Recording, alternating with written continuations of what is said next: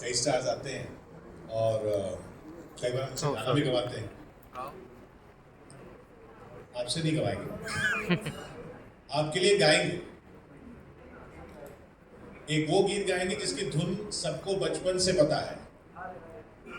Happy birthday to you, happy birthday to you, happy birthday dear Yami, happy birthday to you.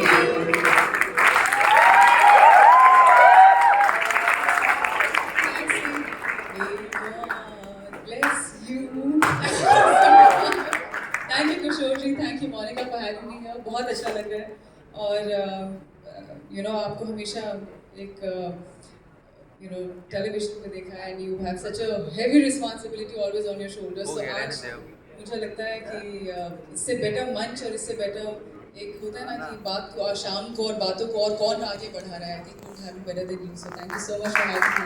Thank you for being here.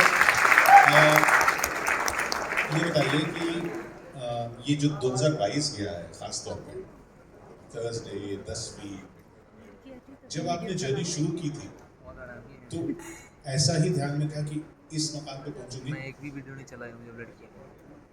Sir जब journey शुरू की थी तो I think इच्छा, Dzire, सपने तो सबके होते हैं, बट कैसे तय करना है वो सफर ये नहीं पता था।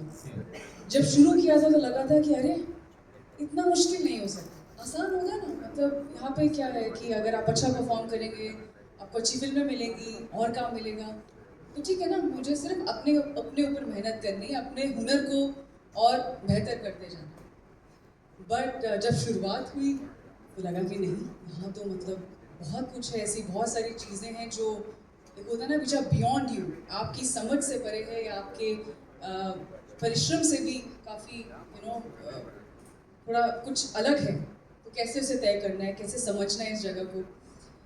तो भले ही 2022 बहुत ही खास साल रहा और उसके पीछे के जो इतने सारे साल हैं वो बहुत संघर्ष भी कभी कभी बहुत छोटा शब्द लगता है। संघर्ष तो खैर सभी करते हैं, बट एक कुछ आप उसे दृढ़ शक्ति बोल दीजिए, पेशेंस बोल दीजिए, एक सेल्फ बिलीव बोलिए और ब्लेसिंग्स बोलिए अपनी फैमिली की। I think to be here, क्योंकि जब आप बाहर से खासकर आते हैं, जब इंडस्ट्री से नहीं है, आप इस शहर से नहीं है, कुछ चंद उसूलों के साथ और छोटे से टैलेंट के साथ आप निकल पड़े हैं।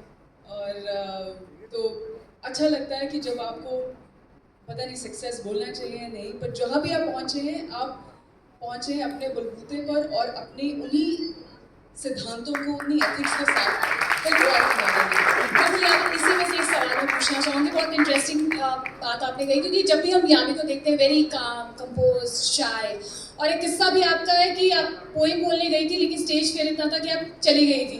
क्या किस्सा था वो? मतलब मैं कोई सोच भी नहीं सकता था उस वक्त जब मैं स्कूल में थी कि मैं इस इंडस्ट्री में आऊँगी, क्योंकि पढ़ाई में मैं बहुत अच्छी थी, but whenever it came to any activity जहाँ पर बोलना है, पोडियम पर बोलना है, बात करनी है, सोशली बात करनी है, तो I was very shy, I was very reserve. तो एक पोएम तक तो मुझसे बोली नहीं गई थी, तो किसी ने सोचा नहीं था कि आज जितने बड़े बड़े डायलॉग और मैं सच में बात बताऊँ, मैं शुरू में जो पहली मेरी मीडिया इंटरेक्शन थी कई साल पहले, मुझे बहुत घबराहट होती थी। मुझे लगता था प्लीज़ प्लीज़ सारे सवाल मेरे को एक्टर से पूछ लो, मुझसे कुछ मत पूछना, please please please answer everything, क्योंकि मुझे I used to feel very nervous, क्योंकि मैं शुरू से ही इस तरह की रही हूँ। I never grow up thinking कि एक दिन कि कईयों को शौक होता है कि you are the centre of attention, या I was always in the corner, पढ़ती रहती थी। तो फिर एक्टर क्यों बनना था? पर मुझे कहीं ना कहीं शौक था। मेरे सिर्फ बेस्ट फ्रेंड्स को पता था कि मैं इम्पर्सनेशन अच्छा करती हूँ, मुझे शौक है। पर वो एक होता ना क्लॉजेट एक्टर या क्लॉजेट डांसर या क्लॉजेट, सिर्फ आपके कुछ लोगों को पता है, अदरवाइज आप बहुत शर्मीले हैं। But the day I think I felt uneducated कि होता क्या है परफॉर्मेंस करना, I really felt comfortable in front of the camera. आज भी स्टेज फेयर होता है, जैसे हमें भी बहुत नर्वस नहीं, आई थिंक आप इतना नहीं होता, बट कैमरा के सामने आई फील रियली कंफर्टेबल जब जहाँ परफॉर्मेंस करती हूँ। उससे ज़्यादा आई थिंक थोड़ा उस पर काफ़ी एफर्टलेस दिखाने के लिए, इट्स वेरी एफर्टलेस, तो कुछ नहीं है, बट अंदर से बहुत बेहतर होती है। ये बताइए, तो ये जो स्ट्रगल की बात हम सबसे कर रहे हैं, आपकी स्ट्रगल किस तरीके से थी?